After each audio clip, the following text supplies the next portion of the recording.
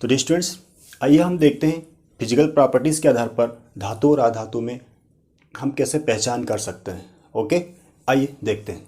तो प्यारे बच्चों, यहाँ पर हम पहले जो डिफरेंस समझेंगे वो है स्टेट मीन्स अवस्था। तो जितनी भी धातु होती है वो सामान्यतः ठोस अवस्था में पाई जाती है कमरे के तापमान पर, रूम टेम्परेचर पर। ठीक है, ये सामान्यतः कौन सी अवस्था में पाई जाती है? ये पाई जाती है ठोस अवस्था में। ठीक है, कमरे के तापमान पर, है ना। लेकिन यहाँ पर हमारे पास में एक मरकरी होती या पारा धातु जो होता है, लेकिन पारा द्रव अवस्था में पाया जाता है। ठीक है, द्रव अवस्था में पाया जाता है। नॉन मेटल डियर स्टूडेंट्स तीनों अवस्था में पाए जाते हैं। ये ठोस भी होते हैं, सॉलिड भी होती है ना। उसके बाद में यदि हम बात करें द्रव अवस्था में भी पाए जाते हैं और गैस अवस्था में भी ये गैसेस या अधातु पाई जाती है। देखिए कैसे, ठोस में कौन होगा? तो ठोस में स्टूडेंट्स आपको याद रखना है आयोडीन जो होती है, या जो आयोडीन होता है हमारे पास में, वो ठोस अवस्था में पाया जाता है। द्रव की बात करेंगे तो हमारे पास में ब्रोमीन जो होगा, है ना, अधातु, वो द्रव अवस्था में पाया जाएगा। और गैस की बात करें तो हम यहाँ पर लिख देंगे ऑक्सीजन। ठीक है, दूसरा हमारे पास लस्टर मीन्स चमक। तो देखा होगा स्टूडेंट से धातु जितनी भी होती है वो अधिकांश आपको चमकदार दिखेगी, है ना। मतलब इनमें धात्विक चमक पाई जाती है। धातु में हम क्या लिख सकते हैं? इनमें धात्विक चमक होती है या पाई जाती है, आप ऐसा लिख सकते हो। धात्विक चमक पाई जाती है। ओके, नॉन मेटल की बात करें तो इसमें धात्विक चमक नहीं पाई जाती, लेकिन हमारे पास एक अपवाद स्वरूप इसमें हम लिखेंगे। यहाँ पर हम इतना भी लिख सकते हैं, नहीं पाई जाती, है ना। धात्विक चमक इनमें नहीं पाई जाती। लेकिन अपवाद की यदि हम बात करें, अपवाद है हमारे पास में आयोडीन, क्योंकि आयोडीन के पास चमक होती है, इसलिए अधातु में वैसे तो जनरली धात्विक चमक नहीं पाई जाती, लेकिन इसमें अधातु जो हमारे पास में है वो आयोडीन है और आयोडीन में चमक होती है। आपको इतना याद रखना है। उसके बाद है मैलिएबिलिटी, आघात वर्धनीयता। स्टूडेंट्स, आघात वर्धनीयता होती क्या है? तो आपने देखा होगा कि जो धातु होती है इन्हें हम ठोक कर, पीट कर, कूट कर एक पतले चद्दर के रूप में परिवर्तित कर सकते हैं। ठीक है, मतलब इनमें लचीलापन होता है। ठीक है, तो ये वाला जो गुण होता है वो कहलाता आघात वर्धनीयता। कहने का मतलब धातुओं को पीट कर, ठोक कर, कूट कर या फिर किसी भी विधि के माध्यम से हम उन्हें एक चद्दर के रूप में, है ना, एक पतले चद्दर के रूप में परिवर्तित कर सकते हैं। और ये जो गुण कहलाता धातु का वो कहलाता आघात वर्धनीयता। तो इसमें अत्यधिक मतलब अधिक, या हम यूँ लिखें अत्यधिक आघात वर्ध, मतलब इसमें सबसे ज़्यादा ये गुण पाया जाता है। आप इतना भी लिख सकते हो, या फिर आप ये लिख सकते हो कि इसमें आघात वर्धनीयता का गुण पाया जाता है।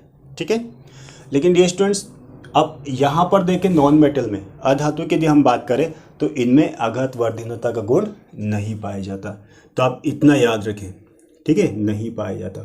क्योंकि यदि हम इसको कूटते हैं, पीटते हैं या किसी माध्यम से इनमें आघात पहुंचाते हैं तो ये बिखर जाती, टूट जाती। हम इसको आघात वर्धनीय ये गुण इसमें नहीं होता, ये कह सकते हैं। ठीक है, तो अधातु में आघात वर्धनीयता गुण नहीं पाया जाता, आपको ये याद रखना है। ठीक, उसके बाद है डियर स्टूडेंट्स डक्टिलिटी मीन्स तन्यता। तन्यता क्या होती है? तन्यता मतलब जिन्हें खींचकर हम तार में उसे परिवर्तित कर सके। तो धातुओं तो हम खींचकर तार में बदल सकते हैं, तो ये गुण कहलाता है तन्यता। और स्टूडेंट्स एक बात ध्यान रखना कि डक्टिलिटी धातु में इतनी ज़्यादा होती है। हम यदि गोल्ड धातु की बात करें, सोने की बात करें, तो 1 ग्राम सोना यदि हम लें और उसका यदि हम तार खींचे, तार में उसे बदलें, तो कम से कम 2 किलोमीटर लंबा तार हम 1 ग्राम गोल्ड से खींच सकते हैं। ठीक है, तो ये जो क्वालिटी होती है ये इनका गुण कहलाता है तन्यता।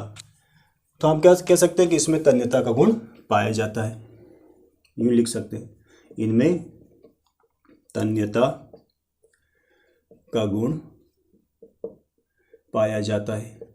ठीक है, बात समझ आ गई। तन्यता क्या होती है? तन्यता वह गुण होता है जिसे खींचकर हम उसे तार में परिवर्तित कर सके। धातु में यह गुण होता है। और यदि गोल्ड धातु की बात करें तो गोल्ड धातु को यदि हम 1 ग्राम गोल्ड लेकर उसको हम तार में परिवर्तन करना चाहे तो वो कम से कम 2 किलोमीटर लंबा तार बना सकता है। ठीक है, उसके बाद आज नॉन मेटल की बात करें तो इनमें तन्यता का गुण नहीं पाया जाता, नहीं पाया जाता। ठीक है, बात समझ आ रही है? Very good.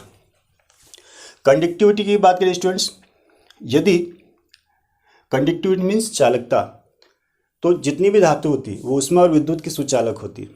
सुचालक से मतलब यदि हम किसी मेटल को हीट करें या गर्म करें तो आप देखोगे धीरे धीरे वो पूरी मेटल गर्म हो जाती है। या फिर हम इसके माध्यम से धारा प्रवाहित करते हो तो इसमें धारा भी प्रवाह हो जाती है, धारा का प्रवाह भी हो जाता है। तो धातुएं ऊष्मा विद्युत की सुचालक होती है। क्या होती है? सुचालक होती है। सुचालक से तात्पर्य यह होता है कि इसमें धारा का प्रवाह हो जाता है। लेकिन ये स्टूडेंट्स आप ये देखिए कि नॉन मेटल में धारा का प्रवाह नहीं होता है, तो हम क्या लिख सकते हैं? ये कुचालक होती है, बेड कंडक्टर, कुचालक। लेकिन अपवाद स्वरूप यहां पर हम देखेंगे, अपवाद में आ जाएगा ग्रेफाइट। ग्रेफाइट डियर स्टूडेंट्स विद्युत का सुचालक होता है, राइट। अब देखिए आप ग्रेफाइट कहाँ मिलेगा? तो यदि हम सेल में वो ब्लैक कलर के राड होते हैं उसमें ग्रेफाइट होता है, हमारी पेंसिल में ग्रेफाइट होता है। यदि आप कोई विद्युत कनेक्शन कर रहे हो और वहाँ पर यदि आप ग्रेफाइट को बीच में कनेक्ट कर दो और धारा प्रवाहित करें तो एक सिरे से दूसरे सिरे तक धारा आसानी से पहुँच जाएगी। तो वैसे सामान्य तौर पर अधातुएं ऊष्मा की विद्युत की क्या होती है? कुचालक होती है। लेकिन अपवाद इसमें कौन सा? ग्रेफाइट। ग्रेफाइट क्या है?